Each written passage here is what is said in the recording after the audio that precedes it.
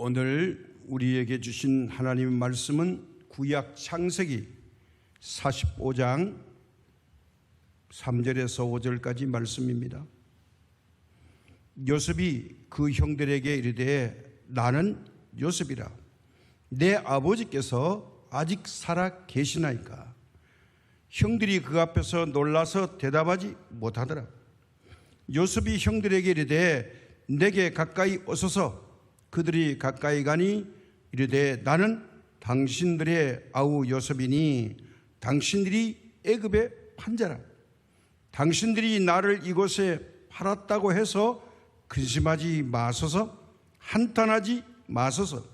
하나님이 생명을 구원하시려고 나를 당신들보다 먼저 보내셨나이다.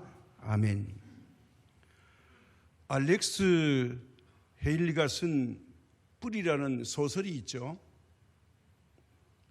오랜 전에 우리 대한민국에 이게 방영이 되기도 했습니다. 사연은 그런 거죠. 아프리카에서 노예로 끌려온 사람들의, 흑인들의 그 노예 생활이 얼마나 미국에서 혹독했는지 이걸 리얼하게 그려서 명작이 되고 TV로 많은 사람들에게 감동을 줬습니다. 흑인들은 인권이라고 하는 게 없습니다. 노예 생활은 참으로 비참했습니다. 노예의 아들로 딸로 태어나면 그는 태어나면서부터 아예 노예의 신분이 되고 마는 겁니다. 인간이라는 취급을 받기 전에 동물이나 이 가축과도 못한 생활을 했습니다. 매질도 당하고 굶주림도 당하고 어려운 일은 도맡아서 했습니다. 노예는 사람이 아니라 주인의 한 재산 목록일 뿐이었습니다. 그들에게는 자유란 게 있을 수가 없습니다. 자식이라고 태어나지만 자기 소유가 아니라 주인의 소유가 되어버렸습니다. 그래서 자식이 태어나도 주인의 이 마음대로 생이별을 할 수밖에 없습니다. 자식을 내다 팔아도 항의를 못합니다. 얼마나 비참한 삶인지 모릅니다. 제가 시카고에 공부하러 가서 백인들이 유일하게 못 가는 박물관에 다녔습니다. 그게 뭐냐? 흑인 박물관입니다. 오직 이 유색 인종과 흑인들만이 들어갈 수 있는 박물관. 이 흑인들이 경비병을 세워가지고 절대로 백인은 출입 금지입니다. 거기 가서 보면 아프리카 노예로 작은 배에 실려서 이 사람들이 이 아메리카 대국까지 끌려오는 그 비극적인 이야기를 생생하게 그림으로 그렸습니다. 가장 비참한 것은 300명을 배에 태우는데 두 줄로 태우는데요. 이 사람들을 먹이면 토하고 하면 안 되니까 짐짝처럼 누여가지고 300명을 작은 배에다 싣고 옵니다. 이 사람들을 미국에 데려오면 어마어마한 돈을 얻을 수 있습니다. 이걸 보름이고 20일이고 바다에 띄워가지고 이 사람들을 미국 시장에, 노예 시장에 팔았으니까요. 그리고 남북 전쟁 때 노예 해방 운동이 그래서 일어나는 겁니다.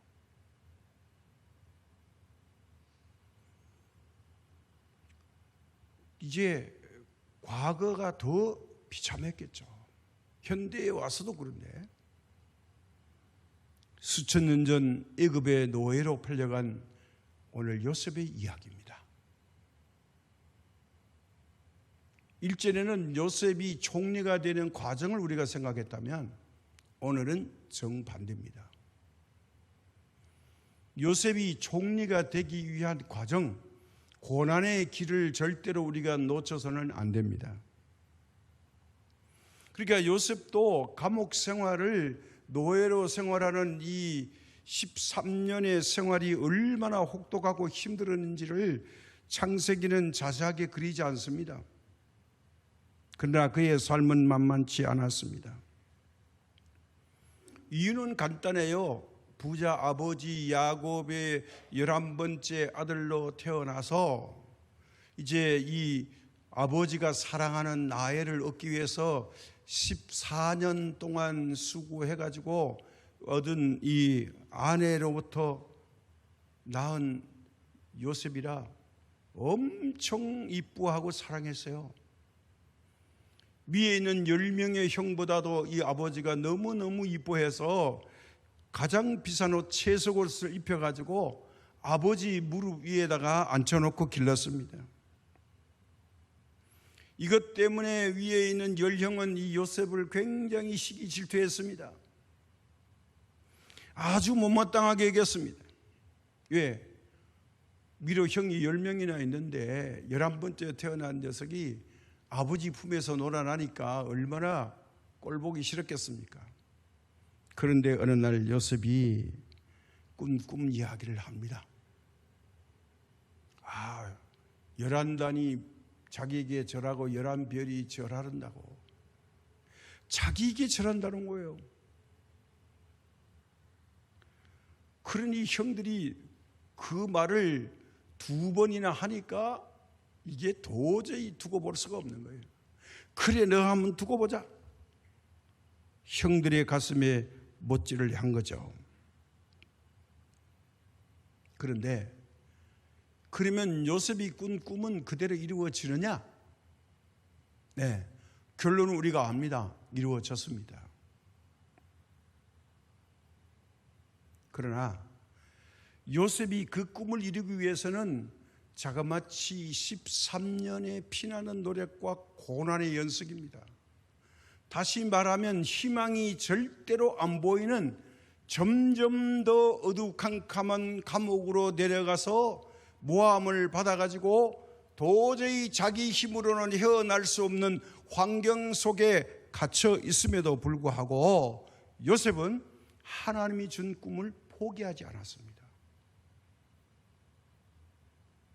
요셉이 어떻게 하나님이 주신 꿈을 포기하지 않고 승리했느냐, 이 비결을 생각하면서 오늘 말씀의 은혜를 함께 나누고자 합니다. 먼저 우리 꿈을 가진 사람은 언제나 포기하지 않고 그 꿈을 상상하고 생각하면서 살아야 합니다. 꿈은 포기하지 말아야 된다는 거예요. 자, 요셉의 성장기를 살펴보면 그는 아주 어려서부터 아버지 야곱의 사랑을 독차지하면서 자라났습니다. 근데 왜 그러냐? 야곱이 노년에 얻은 아들이라 이게 너무너무 귀한 겁니다. 아직 베냐민이 태어나지 않았으니까 이 요셉이 마지막 아들인 줄 알았죠. 이 사랑하는 아내 라헬로부터 얻을 수 없는 아들인 줄 알았는데 얻었으니 얼마나 애지중지했겠습니까? 그래서 옷을 입히고 아버지의 마음을 요셉을 통해서 대리만족을 하게 하는 이런 모든 것을 요셉에게 다 쏟아부었습니다. 오늘날 형들이 들판에서 양을 치림에도 불구하고 요셉은 보내지 않고 아버지 곁에 뒀다가 이제 요셉을 이제 보내서 형들의 형편이 궁금하니 알아오라고 보냅니다. 자, 이것이 계기가 됩니다. 꿈 이야기를 들은 형들이 너 이놈 두고 보자. 그래, 꿈대로 될 것 같으냐? 우리가 뭐 너한테 절을 해? 말도 안 된다는 거죠. 이제 아버지의 심부름을 충실히 갔던 이 요셉이 형들의 시기 질투에 의해서 물구덩이에 빠지고 또 미디안 상인들에게 팔려서 애굽으로 하루아침에 노예가 되어버립니다. 근데 그 과정을 성경이 그려놨어요. 애굽에 팔려갔는데 이집트의 국방장관 보디발의 집에 몸종으로 팔리게 되었습니다. 자, 부잣집 11번째 아들이 갑자기 노예로 전락해 버렸습니다. 이제부터 고난의 시작입니다. 나이가 17살입니다. 그런데 요셉의 마음속에는 그가 꾼 두 가지 꿈을 버리지 않았습니다. 왜냐하면 이 꿈은 자기가 꾸고 싶어서 꾼 것이 아니라 하나님이 자기에게 준 꿈이기 때문에 이건 포기할 수가 없습니다.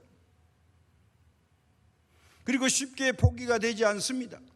도대체 이 꿈을 왜 주셨을까? 그 꿈을 가슴에 품었습니다. 어떻게 품었을까요? 하나님이 주신 꿈은 반드시 내 생애 가운데 이루어진다. 그 꿈의 기간은 얼마인지 나는 모른다. 하나님이 정하신다는 거예요. 생사화복이 하나님께 있다는 것을 확실하게 믿었습니다. 이 믿음의 힘이 큰 겁니다. 이 꿈을 가진 자의 믿음의 꿈은 힘이 있었습니다. 그렇습니다. 우리가 현재의 상황에 꿈이 있으면 어려움을 어렵게 생각하고 낙심하고 좌절하는 게 아니라 자, 지금부터 이걸 즐기자, 이렇게 바뀝니다. 왜? 믿음이 있으니까요. 나는 이 문제를 해결하지 못하지만 하나님은 이 문제를 해결해 주실 수 있다. 이게 믿음이에요. 현실을 바라보면서 현실을 넘어 저 미래에 계신 나를 맞아주시고 나를 인도해 주실 그 하나님께는 엄청난 에너지와 힘이 있으니 내가 이 상황에서 내 앞을 볼 것이 아니라 이 환경 넘어 계시는 하나님을 바라볼 것이다. 이게 믿음이에요. 이 믿음의 힘이 요셉을 이끌고 가고 있습니다. 어떤 상황이 문제가 아닙니다. 하나님이 지금 나와 함께 하시냐 안 하시냐, 이게 더 중요했습니다. 그래서 상황을 그는 좌절하지 않았어요. 절망하지 않았습니다. 낙심하지 않았습니다. 꼭 꿈을 이루고 말 것이다. 누구 때문에? 하나님이 주신 꿈 때문입니다. 그에게 희망이 사라지지 않습니다. 이 꿈은요, 언제나 미래를 향해서 도전을 하게 됩니다. 포기란 있을 수가 없습니다. 자, 이렇게 꿈이 있는 사람은 미래가 있기 때문에 힘이 있는 겁니다. 이 힘 에너지는요, 어떻게 할 수가 없어요. 거기다가 믿음으로 가지고 있는 힘은 놀라운 능력을 발휘하게 됩니다. 요셉이 무슨 힘이 있었을까요? 지금 이 환경 너머에 계시는 하나님의 역사를 바라보았습니다. 하나님은 살아계신다. 지금 내가 억울함을 당해도 아무도 나를 보는 사람이 없어도 칠흑 같은 어둠이 내 모든 주변을 둘러싸서도 하나님은 나를 보고 계신다, 이겁니다. 여기서 우리가 한진그룹의 창업자 대한항공을 창업하신 조중훈 회장의 일화를 잠깐 생각해 보려고 합니다. 1950년 한국 전쟁이 일어난 이후에 이제 우리나라가 굉장히 어려웠죠. 이때 나이가 20대였던 청년 조중훈은 운전을 하면서 생계를 유지하고 있었습니다. 한 번은 물건을 싣고 인천에서 서울로 올라가는 길에 우연히 한 외국인 여인이 길가에 차를 세워놓고 몹시 난처한 표정으로 서 있는 것을 발견하게 됩니다. 하는 일이 매우 바쁘고 중요한데 이제 이 배달도 몹시 바빴지만 그냥 지나치지 않고 그가 그 외국인 여전에게 찾아가서 전후 사정 이야기를 물어보았습니다. 알고 보니 다른 것이 아니라 그가 타고 가던 자동차가 고장이 나서 난처하게 서 있다는 거예요. 뭐 그 당시는 요즘같이 뭐 핸드폰이 있습니까? 삐삐가 있습니까? 전화도 없죠? 다 파괴됐습니까? 이것을 발견한 청년 조중훈은 1시간 30분 동안 자기가 할 수 있는 최선을 다해서 자동차를 고쳐줬답니다. 이것을 본 외국인 여인이 감사하다고 고개를 숙이면서 상당한 금액 달러를 가지고 청년 조중훈에게 내밀면서 이것을 사례로 받으라고 요청을 했습니다. 고쳐주셔서 감사하다는 거죠. 그러나 청년 조중훈은 정중하게 거절을 했다고 합니다. 우리나라 사람들은요, 이 정도는 다 친절을 베풀고 삽니다. 이것 가지고 제가 사례를 받을 수 없습니다. 극구 정중하게 사양을 하니까 그러자 이 여인이 다시 말합니다. 그렇다면 선생님, 집 주소라도 좀 알려주세요. 끝까지 사례를 거절하신다면 집 주소를 좀 알고 싶습니다. 그걸 부탁했습니다. 그걸 왜 알려고 그러냐고. 됐다고 가시라고. 몇 번을 정중하게 거절했는데도 이 여인이 끈질기게 그러지 마시고 사례를 안 받으시니 집 주소만 해도 알게 해달라고 부탁을 했습니다. 하는 수 없이 자기도 빨리 가야 되니까. 이건 뭐 돈 받는 사례가 아니니까 집 주소를 가르쳐 줬답니다. 그런데 바로 그 다음 날 어제 그 여인이 남편과 함께 이 청년 조중훈이 살고 있는 곳으로 찾아왔습니다. 알고 보니 그 남편이 미 8군 사령관입니다. 엄청난 신분의 사람입니다. 이 남편이 정중하게 조중훈 청년에게 머리를 숙여 인사하더니 어제 제 부인의 그 큰 어려움을 해결해 주셔서 감사합니다. 이제 제 부인의 사례를 싫어한다면 제가 남편으로서 대신 사례를 해드리겠습니다. 제 사례는 받아주십시오. 이런 지하에 거절했다고 합니다. 아니, 저는 절대로 사례를 받을 수 없습니다. 남편의 사례도 정중하게 거절을 했다고 합니다. 끈질기게 남편이 그러지 마시라고. 그러자 청년 조중훈은 마지막으로 할 수 없이 정말로 사례를 하시겠다면 제가 받을 수 있는 명분을 제게 주시면 제가 그것은 받겠습니다. 그랬다는 거예요.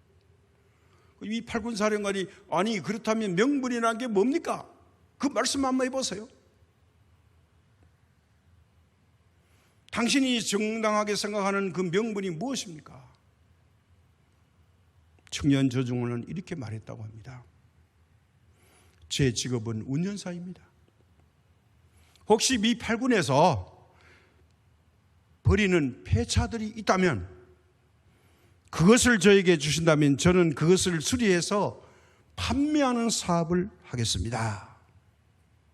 미 8군에 폐차 인수권을 제게 주시면 그 명분으로 제가 정당하게 폐차 값을 지불하고 저는 그것을 받아다가 수리해서 판매하는 사업을 해보겠습니다.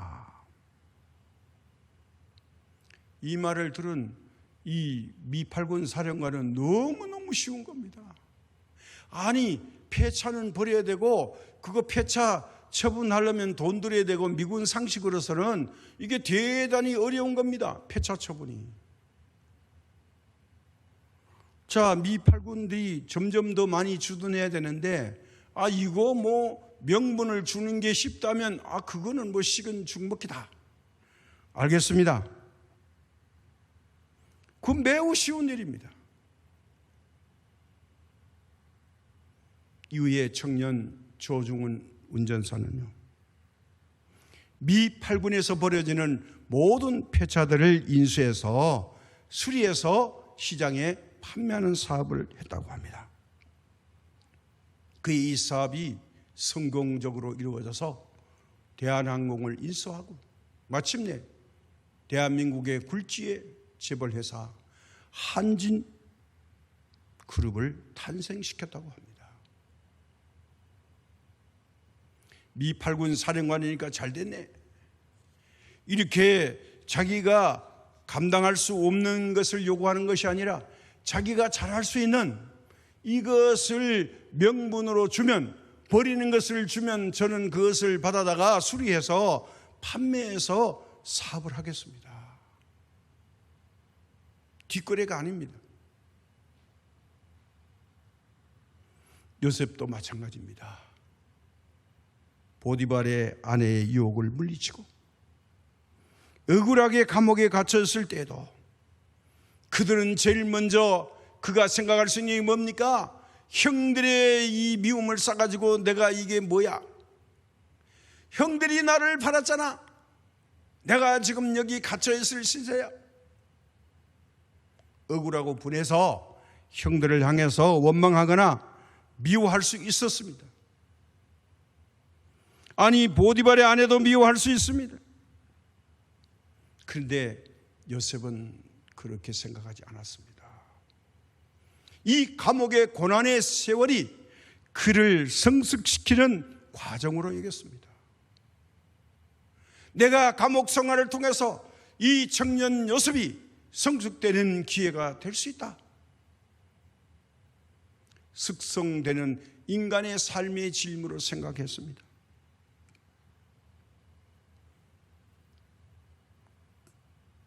억울한 감옥 생활이 어느 순간 지난 가운데 그는 이집트 왕의 빵을 관리하는 주방장, 그리고 연회를 주관하는 연회장, 두 사람이 어느 날 왕의 미움을 사서 요셉이 갇혀있는 왕궁 감옥으로 들어옵니다. 그렇게 저렇게 며칠을 지났는데 어느 날 똑같이 두 사람이 꿈을 꿨습니다. 이 꿈이 뒤숭숭합니다. 어떻게 될 건가? 이 이야기를 들은 요셉이 꿈 해석을 해줍니다. 술 맡은 관원장은 당신은 3일 후에 복직이 되겠고, 음식을 맡은 빵 굽는 주방장은 당신은 3일 후에 불려가서 이제 죽을 것입니다. 이 꿈을 해석을 해줬어요. 정반대의 꿈 해석을 해줍니다. 그리고 요셉은 이 연회를 맡은 술을 관리하는 연회장에게 그가 감옥에서 나오기 전에 이렇게 부탁합니다. 바로 창세기 40장 14절입니다. 당신이 잘 되시거든 나를 생각하고 내게 은혜를 베풀어서 내 사정을 바르게 아려 이 집에서 나를 건져 주소서. 억울하다는 거예요. 복직될 거니까 당신 이 바로왕에게 가서 이 요셉이라는 청년이 노예가 있는데 이 사람이 억울하게 지금 감옥에 모함받아 가 있으니 이 사람을 건져 주셔야 됩니다. 왕에게 그렇게 가르쳐 주라는 거예요. 이게 요셉의 꿈이었죠. 제일 직통으로 왕에게 직보할 수 있는 사람. 그렇지만은 현실은 놀랍습니다. 이 술 맡은 관원장이 복직이 되니까요, 이 요셉 이야기를 까맣게 잊었어요. 감옥 갔다 온 것도 까먹었어요. 요셉이란 청년을 전혀 기억하지 않아요. 그렇게 2년의 세월이 지나요. 요셉은 기다려요. 오늘이 소식 올라나, 내일이 올라나. 얼마나 궁금하겠습니까? 어느 때 보고해서 왕이 나를 불러서 요셉아 부르실까? 그 세월이 2년이 지났는데 깜깜무소식이에요. 얼마나 실망이 됐겠습니까?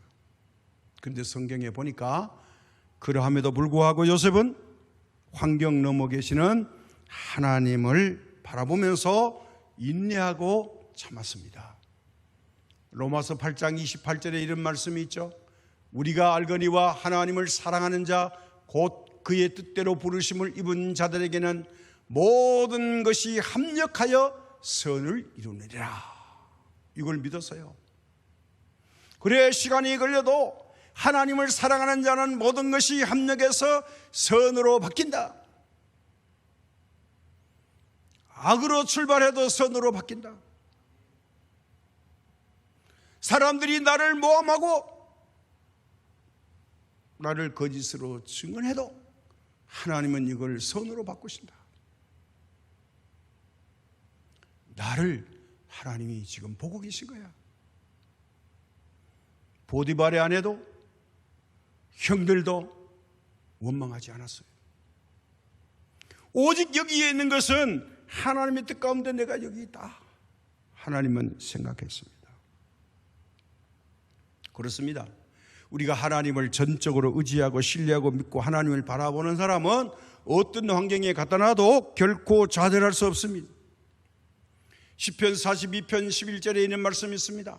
내 영혼아, 내가 어찌하여 낙심하며 어찌하여 내 속에서 불안해하는가? 너는 하나님께 소망을 두라. 나는 그가 나타나 도우심으로 말미암아 내 하나님을 여전히 찬송하리로다. 불안하고 답답하고 막힐 때 어떻게 하라고요? 하나님께 소망을 두라. 이게 방향 전환입니다. 자, 이것이 요셉을 요셉되게 한 거예요. 뭐 요셉이 특별한 사람이 아니었어요. 우리와 조금 다른 것뿐이에요. 이렇게 하나님을 바라보는 자는요, 바로 믿음의 사람들이 현실에 기죽지 않고 현실 뒤에 계시는 하나님만 바라보면 살 길이 열리게 됩니다. 이 현실로 내 자신이 무너질 것 같습니까? 절대로 그렇지 않습니다. 왜요? 하나님의 허락 없이는 될 일이 없습니다. 근데 우리가 어떻습니까? 살다 보면요, 도저히 이제 내가 될 일이 없고 일어설 일이 없을 것 같은 좌절이 찾아옵니다. 절망적일 때가 있습니다. 포기하고 죽고 싶을 때도 있습니다. 왜 자살할 때가 없었을까요? 한 번씩은 다 있었어요. 아니, 몇 번도 있었어요. 때로는 너무 답답하니까 내가 차라리 날개가 있으면 새처럼 날아서 훨훨 한번 날아 공중으로 날아보고 싶다. 때로는 울분이 차면요, 내가 복수를 철저히 하고 말 거야. 증오심이 막 불같이 일어날 수도 있어요.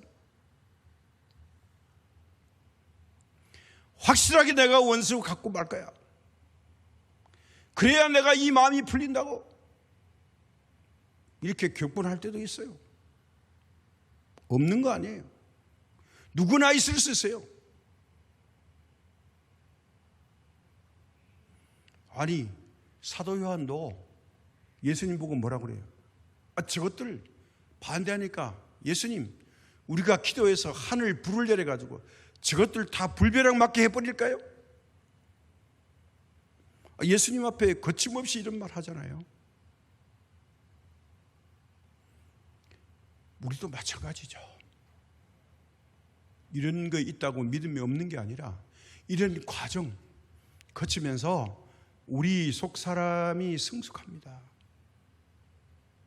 믿음이 자라는 거예요.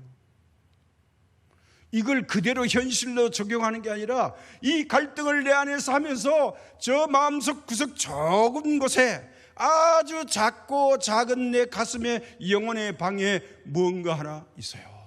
그게 뭘까요? 믿음의 방이에요. 여기서 서서히 믿음의 구름이 떠오르면 이제 이 믿음의 구름이 드디어 내 모든 감정을 억누르게 됩니다. 하나님의 믿음의 씨앗이 드디어 나타나게 됩니다. 매우 작게 보여요. 그러나 믿음의 사람은 결정적일 때 이 믿음을 끌어내 사용합니다. 우리가 힘들고 어렵고 고난 가운데 있을 때에 예수님만 바라보시면 다시 일어나서 승리할 수 있습니다. 주님밖에 다른 대안이 없습니다. 힘들고 어려울 때 주님만 바라보시면 됩니다. 이제 우리 김하연 전사님, 이건희 전사님이 찬양하겠습니다.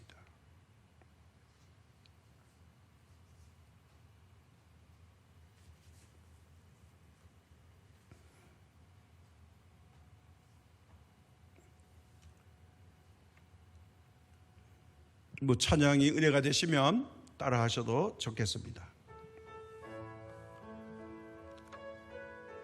우리 말씀을 기억하면서 함께 찬양합니다.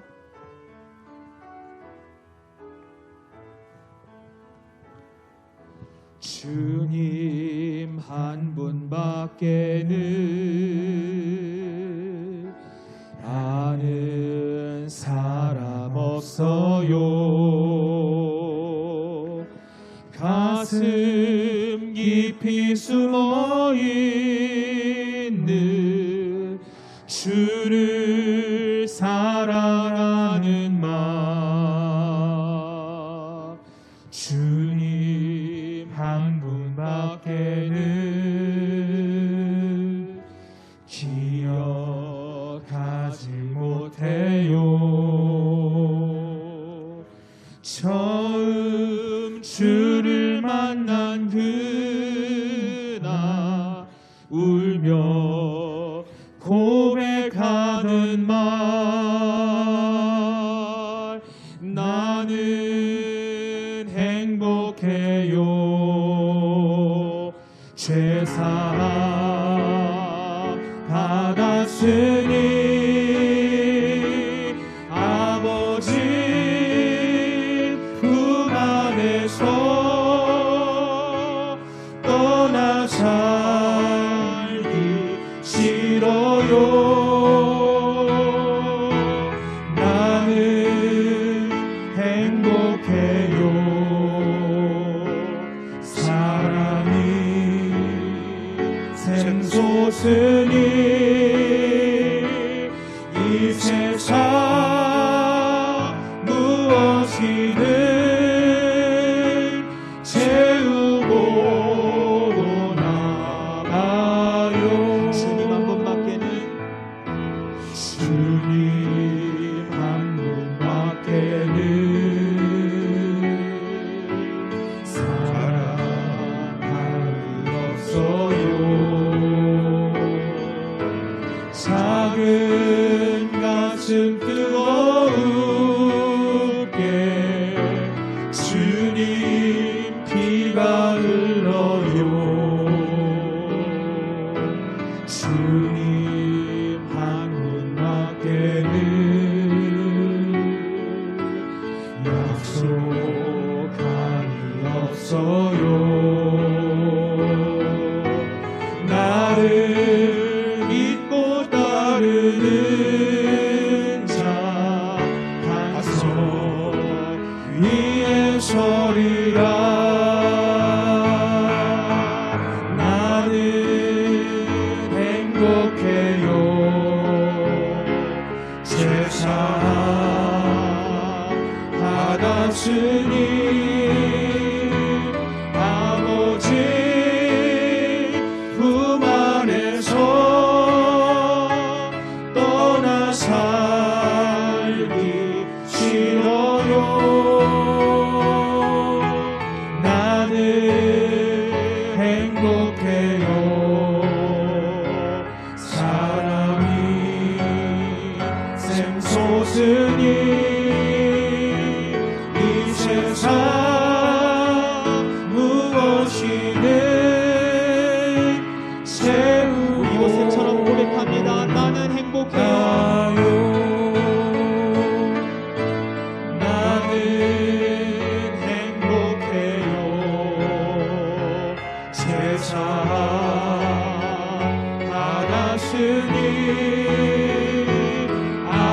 아버지 품 안에서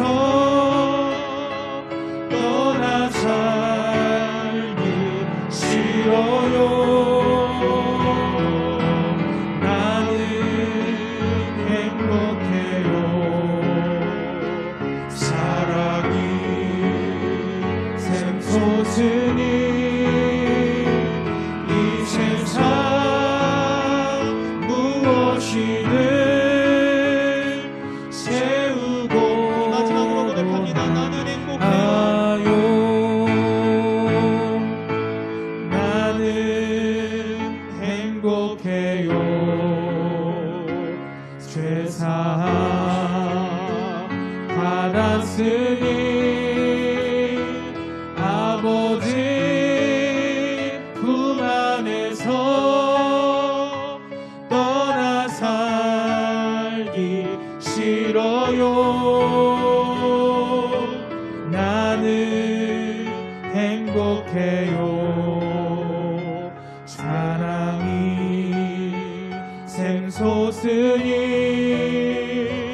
이 세상 무엇이든 채우고도 남아요. 아멘.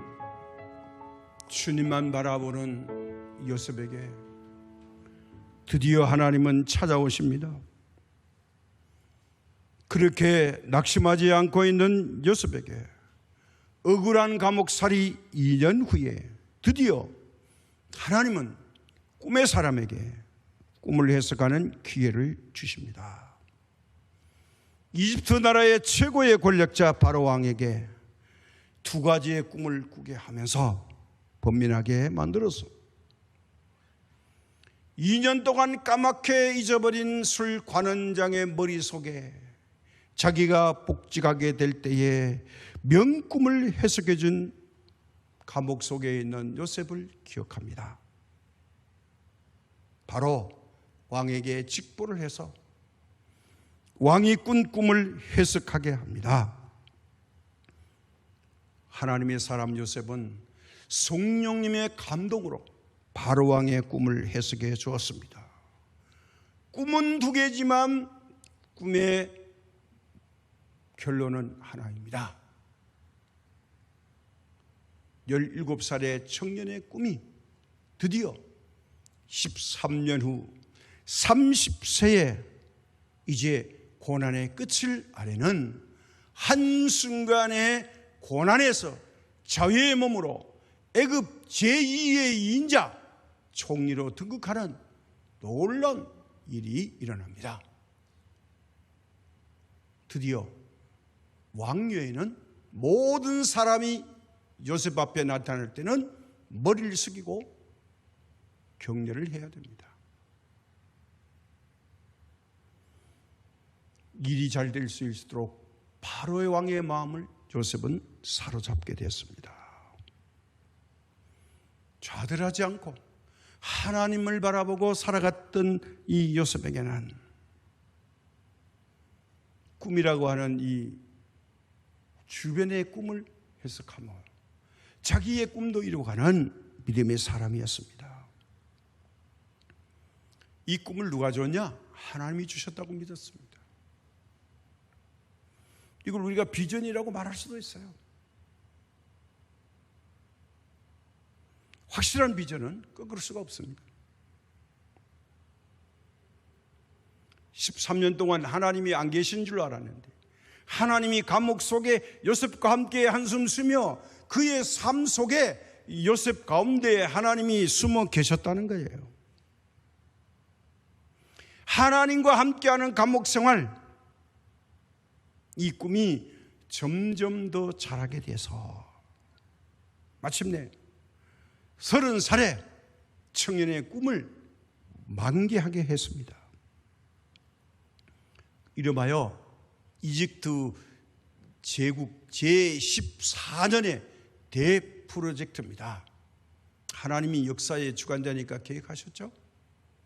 7년 풍년, 7년 대환란, 이 프로젝트를 바로왕에게 꿈으로 보여줬는데 바로왕은 해석할 수가 없습니다. 왜요? 하나님의 성령의 감동을 받은 하나님의 사람만이 이 하나님의 계획을 해석할 수가 있습니다. 애굽의 술사와 박사와 혐자들, 철학자들, 아무리 점술가들, 용한 점쟁이도 이제 이 귀신들은 하나님의 뜻을 알 수가 없습니다. 다 풀지 못했습니다. 요셉은 쉽게 풀었습니다. 한때는 비천한 노예에 불과했지만 이제 그는 드디어 고개를 들어 애굽의 총리로 등극했습니다. 자, 세월이 또 흘렀어요. 7년의 세월이 흘렀습니다. 풍년이 지나고 그러면 어떻게 됩니까? 요셉의 나이가 37살 됐죠. 드디어 이제 흉년이 시작합니다. 2년이 지나서 온 땅 위에 기근이 찾아옵니다. 양식이 떨어집니다. 그러던 어느 날 놀라운 일이 벌어집니다. 총리 대신 요셉의 발 앞에 팔레스타인 사람 복장을 한 10명이 찾아와서 무릎을 꿇습니다. 요셉은 그 10명을 보는 순간에 서스라치게 놀랍니다. 아니, 이 사람들이 누구야? 바로 자기를 팔았던 10명의 형들입니다. 세월이 얼마나 흘렀습니까? 자그마치 19년의 세월이 지난 어느 날 그는 집무실에서 10명의 형들과 조를 합니다. 깜짝 놀랐습니다. 이렇게 만나게 될 줄은 몰랐죠.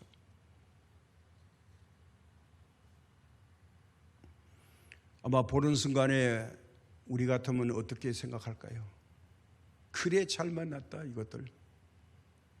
내가 살려달라고 형들 불렀을 때는 어떻게 했는데? 미움과 시기가 난리를 친다고 해도 친동생을 죽이려고 하는 이 못된 형들, 거기다가 미디안 상인에게 돈을 받고 20은양을 받고 나를 팔았어. 이렇게 친동생을 노예로 파는 형들이 어디 있나? 그들은 형들이 아니라 인간도 아니야. 원수들이야, 원수. 그래, 잘 만나서 내가 엄청나게 갚아줄 거야, 이것들아. 이제 합법적으로 정당하게 정치적으로 스파이를 몰아가지고 감옥에 넣을 수 있고 죽일 수 있습니다. 정당하게 복수할 기회를 맞이했습니다. 절호의 기회가 저절로 찾아온 거죠. 지나온 19년을 생각하면 한이 맺히겠죠? 아마 자기의 맺힌 한이 있다면 이거 분풀이해도 안 풀릴 거예요, 다. 그러나 요셉은 오늘 본문에서 그런 사람이 아니라는 걸 보여줍니다. 뭘까요? 그 형들을 보는 순간에 깨달았어요. 아하, 하나님이 나를 형들을 통해서 먼저 애굽으로 19년 전에 보내셨구나. 고난의 감옥의 과정을 통하여 하나님은 여기까지 나를 인도하셨구나. 드디어 형들이 나를 찾아왔구나. 요셉의 믿음을 우리가 여기서 볼 수가 있어요. 오늘 우리가 본문으로 택한 말씀이 바로 그겁니다. 형들을 보자마자 그가 고백하죠. 창세기 45장 3절과 5절의 말씀이죠. 요셉이 그 형들에게 이르되 나는 요셉이라 내 아버지께서 아직 살아계시니까. 형들이 그 앞에서 놀라서 대답하지 못하더라. 할 수 없죠. 요셉이라는데. 요셉이 형들에게 이르되 내게로 가까이 오소서. 그들이 가까이 가니 이르되 나는 당신들의 아우 요셉이니 당신들이 애굽의 판자라. 자기를 확인시켜 줍니다. 원래 가까이 접견 못하잖아요. 바로 자기 발 앞에까지 오라는 거죠. 내 얼굴 똑똑히 보라는 거죠. 요셉이 아닌가 보라는 거예요. 당신이 나를 이곳에 팔았다고 해서 근심하지 마소서, 한탄하지 마소서. 하나님이 중요한 말입니다. 생명을 구원하시려고 나를 당신들보다 먼저 보내셨나이다. 이거예요. 형님들이 한 게 아니에요.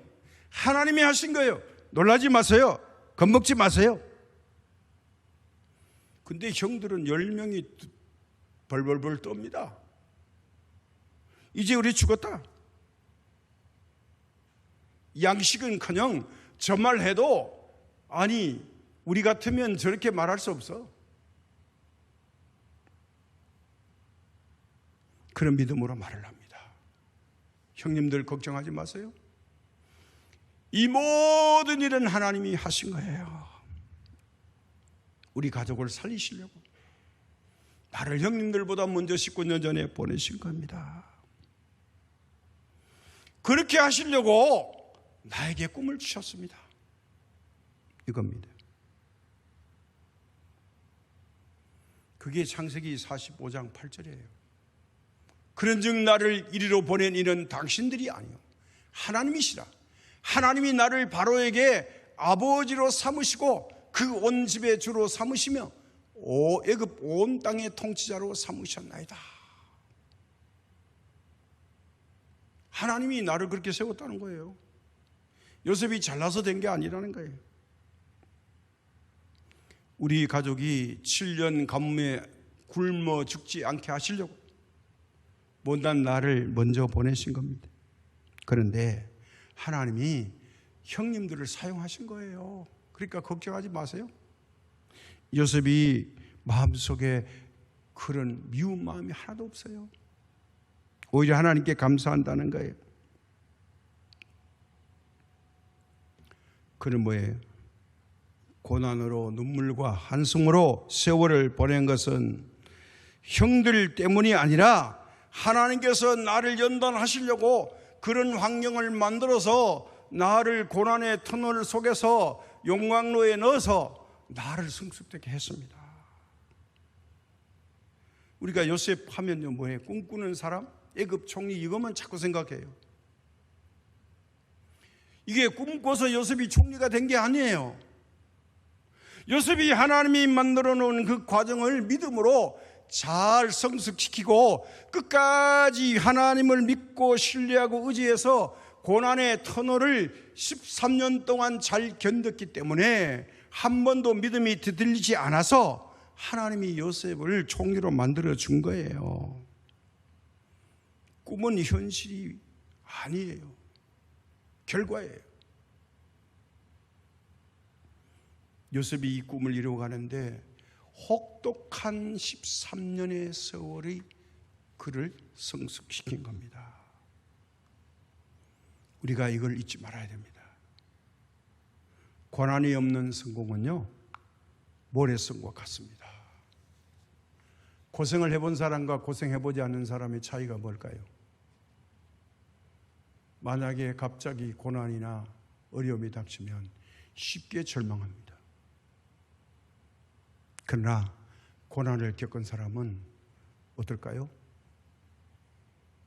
아, 그래, 이거는 뭔가 좋은 징조가 있으려고 그래요. 복 받으려면 어려운 일이 먼저 오지. 나를 흔들어 보는 거야. 여기서 흔들리면 안 돼. 하나님만 찾고 하나님만 믿어야 되고 하나님께 기도하고 하나님만 의지해야 돼. 이게 고난과 역경을요 축복의 그릇으로 바꾸는 거예요. 이게 지난주에 말씀드린 전환이에요. 체인지 오버를 해야 됩니다. 트랜스미션을 해야 됩니다. 우리가 자동차를 1단으로 가면 안전하긴 한데 이게 속도가 안 나요. 속도를 내고 시원하게 가려면요 5단, 6단, 요즘은 뭐 자동 8단까지 나옵니다. 부드럽게 하려면요 이 과정을 거쳐야 돼요. 바로 7단, 8단 걸면 차가 못 나가요. 반드시 출발할 때는 1단부터 올라가야 되죠. 고난과 역경을 통과했을 때 하나님이 우리를 하나님의 나라로 불러 올리실 줄로 믿습니다. 자, 오늘 현실로 돌아봅시다. 우리가 현실의 코로나 바이러스, 고난의 생활이 계속됩니다. 경제적으로 어렵습니다. 자, 이걸 뭐 대통령 탓이고 여당 탓으로 돌리겠습니까? 대통령이 그렇게 하자고 만들었습니까? 아닙니다. 하나님이 우리에게 주신 선물이에요. 우리는 이것을 보면서 하나님께서 나를 개인적으로 연단시키시고 우리 대한민국을 연단시키시고 세계 모든 인류의 70억이 하나님 앞에 범죄하고 코로나가 잠재울 것 같은데 백신 접종하니까 좋아질 것 같은데 아니 변이를 발생시키니까 이게 처음보다 더 많은 바이러스가 이제 창궐해서 숫자가 더 많아져요. 그렇다고 우리가 코로나 백신을 안 맞는 게 아닙니다. 맞으셔야 됩니다. 기도하면서 맞으시고 이게 1차적인 기초적인 이 코로나 바이러스는 이제 예방이 되니까 변이는 변이대로 또 발전을 해서 우리가 대처해 나가면 됩니다. 이건 다 하나님이 계획 속에 있는 거죠. 하나님의 손길을 맛보며 살아야 됩니다. 결코 사람이나 환경을 우리가 탓하지 말아야 됩니다. 하나님만 바라봐야 됩니다. 그래서 욥은 이렇게 말했죠. 23장 10절에 그러나 내가 가는 길을 그가 아시나니 그가 나를 단련하신 후에는 내가 승문같이 되어 나오리라. 하나님 지금 우리 단련하시는 거예요.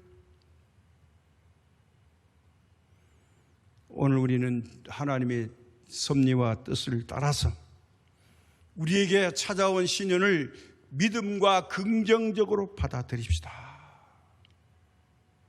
불평하지 말고요. 주님 앞에 통회의 눈물을 흘리면서 회개합시다. 주님께 바로 서야 됩니다. 어려울수록 힘들수록 주님 앞에 서야 합니다. 하나님 중심으로 살아야 합니다. 세상에 끌려가면 안 됩니다. 이런 사람이 고난 속에서 승리할 수 있는 믿음의 소유자입니다. 믿음은 작게 보입니다. 약해 보입니다. 없는 것 같습니다. 그러나 그렇지 않습니다. 우리 속에 분명히 예배를 드리는 사람 속에는 믿음의 씨앗과 뿌리가 있습니다. 요셉이 애굽의 총리의 자리로 나아가는 것인 줄은 몰랐습니다. 감옥 생활이 하나님 안에서 바로 애굽의 총리로 올라가는 길인지를 요셉은 몰라요. 애굽의 총리가 될 수가 없어요. 세상 상식으로 안 되는 거예요. 근데 하나님의 방법으로 되는 거예요. 사람이 고칠 수 없는 거 하나님이 고치시는 거예요. 하나님이 고치시려면 약을 통해서도 고치시고 믿음으로 통해서 고치시고 우리 신앙 고백을 통해서도 고쳐주시고요. 잠자다가도 고쳐주시고 음식을 잘 먹어도 고쳐주시고 하나님이 고치는 방법은 무궁무진합니다. 우리가 알지 못하는 것뿐입니다. 하나님께 맡기면 되는 겁니다. 무슨 일을 만나든지 우리는 그 현실에서 하나님을 높여드리면 됩니다. 오늘 이 8월의 첫날에 하나님의 뜻을 깨달아서 어떤 환경에서도 낙심하지 않고 하나님을 높여드리고 하나님을 찾는 분들이 되어서 하나님의 영광이 나타나고 하나님의 도우심을 있는 믿음의 사람들이 되시기를 주님의 이름으로 축복합니다. 하나님 아버지, 8월의 첫날을 우리에게 열어주시고 끝나지 않는 코로나 바이러스의 감염의 사태예요.